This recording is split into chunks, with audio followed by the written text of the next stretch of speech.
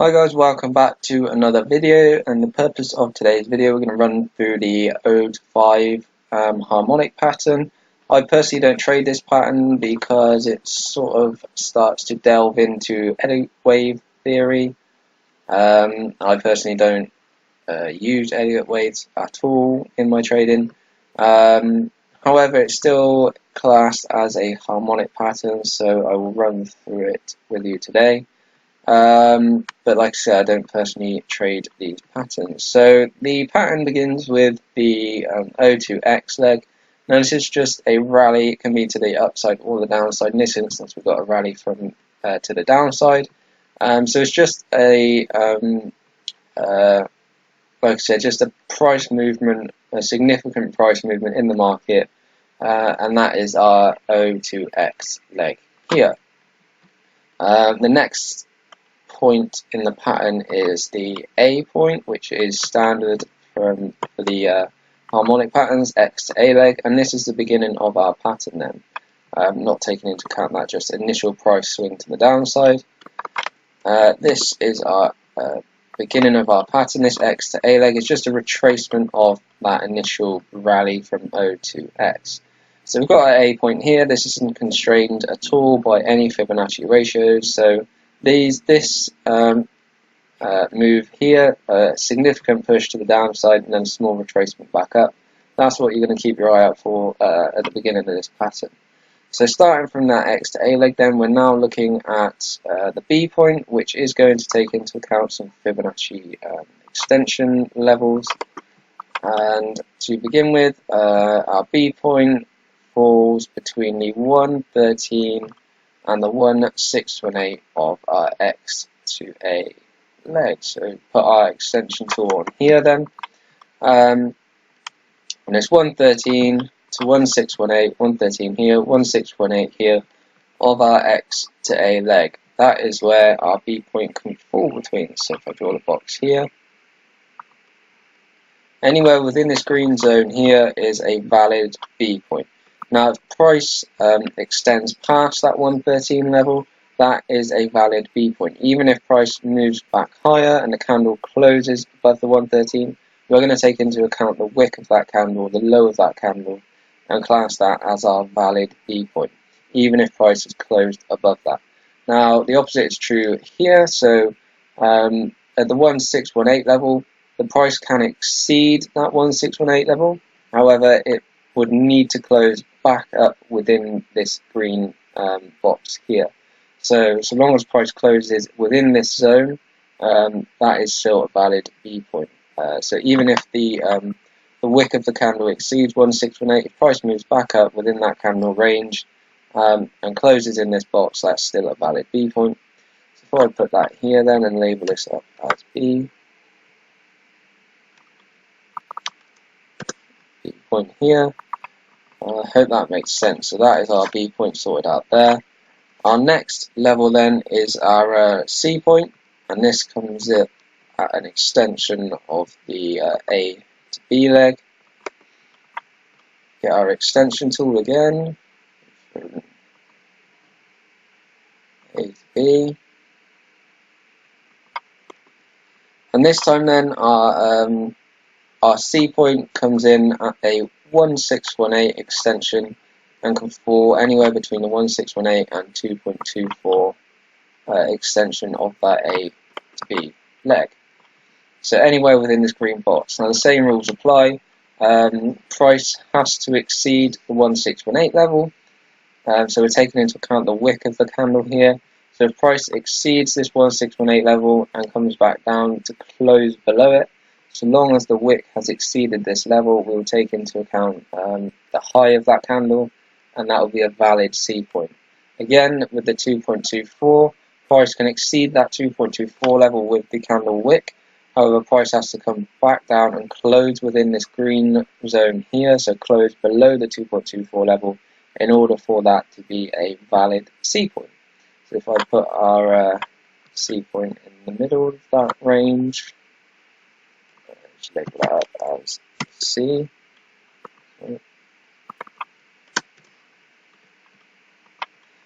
Okay, So I hope that makes sense. As long as price falls within this green box, taking into account the highs and the closes of the candles, that's our valid C point there.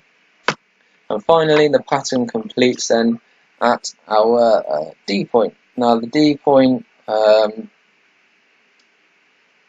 point forms at a 50% retracement of this B to C leg. Like most other harmonic patterns, we're now taking into account a potential reversal zone rather than an actual level like we do on our advanced patterns. So at this point, we're looking for a 50% retracement as the start of our potential reversal zone for the D point to come into. That's from there. If I get our line tool.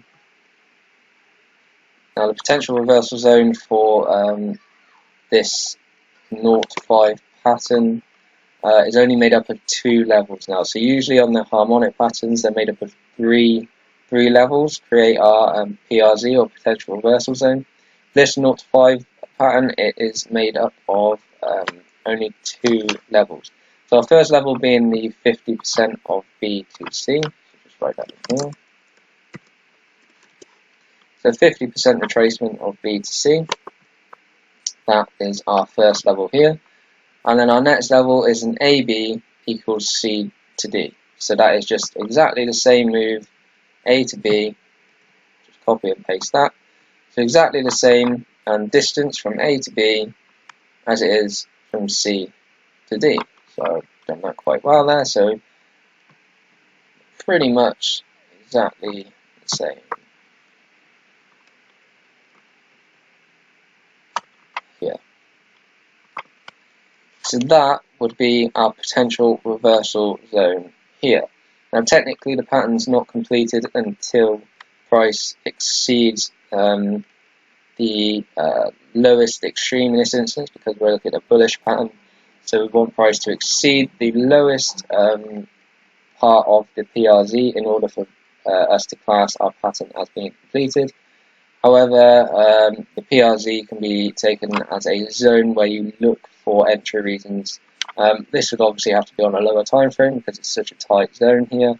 Or you could just wait for price to exceed that bottom part of the PRZ before looking at the candlestick patterns in order to determine your entry candlestick reasons there. So that might be a doji candle, or a bullish engulfing candle, or a double bottom, or whatever it might be. Is subjective and up to your trading techniques.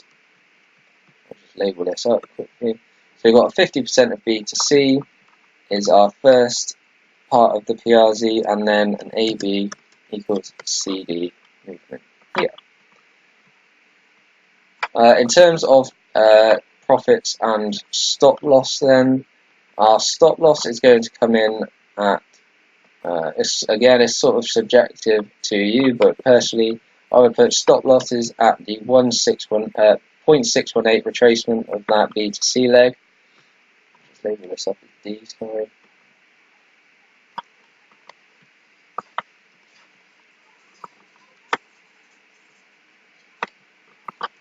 This is our D point here, the completion of the pattern. And then stop losses, like I said, I would place them either exactly at the 618 of that B to C retracement, or you could extend it past that 618, whether you use ATR, a certain ATR distance past that 618 level, or just 10 pips or something like that past 618. But use the 618 as a guideline for where you want to put your stop losses. Obviously this is a bullish pattern, so we're looking for price to reverse at this level, hence the PRZ, potential reversal zone. So we're looking for buying opportunities here. So we're looking for price to move to the upside. Therefore, we want our stop loss to be below this zone.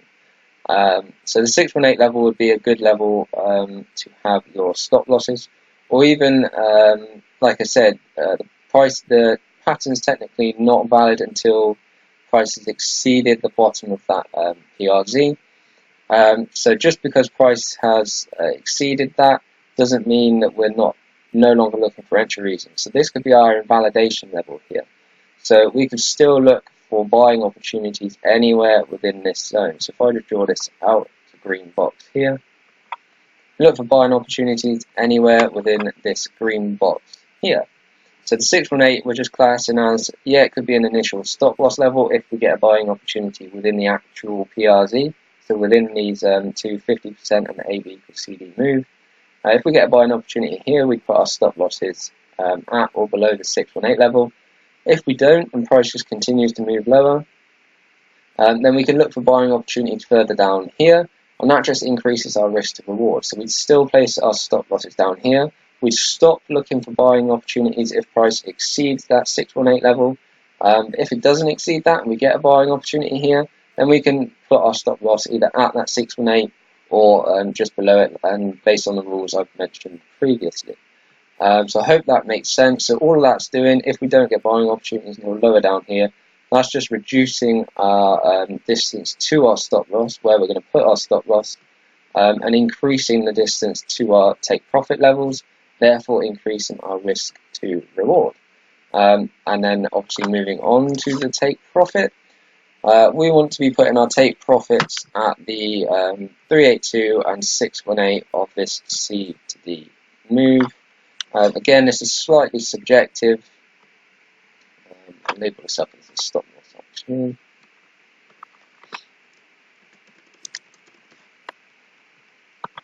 So the stop loss down here, or invalidation level.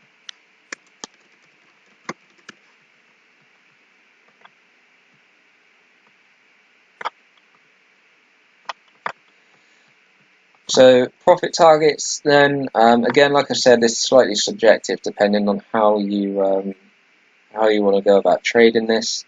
But initial profit targets should be placed at the 382 and 618 of this C to D leg then. So profit target 1 at the 382.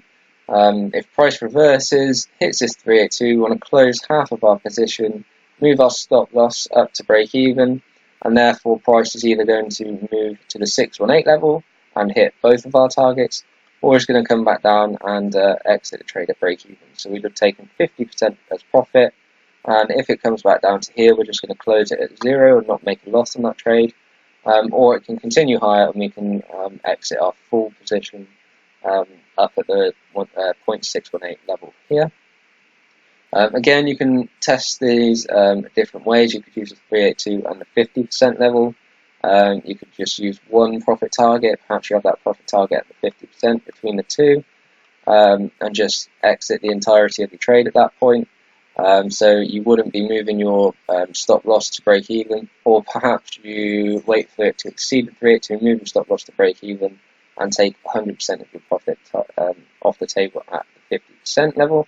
Again, it's all slightly subjective, or it's down to your testing, whichever way you test it is more profitable. Then obviously you want to go and live trade the most profitable strategy. So it's up to you how you go about trading this. But conventionally, the targets are going to be the 382 level and that 618 level, like they are with most of these patterns. Again, taking 50% of your profits at the 382. Stops to break even, and then 100% of your profits off the table at the 618 level. So I hope that makes sense. That is the 5-0 pattern covered. If there's anything else you guys want me to run through, any other patterns you can think of, leave a comment or send me a message, let me know. If there's anything I've missed off of here, hopefully I've explained that well enough. Again, any questions, just drop me a message. So I hope you enjoyed that. I hope that was a benefit to you, and see you in the next video. Thank you very much. Ta-ra.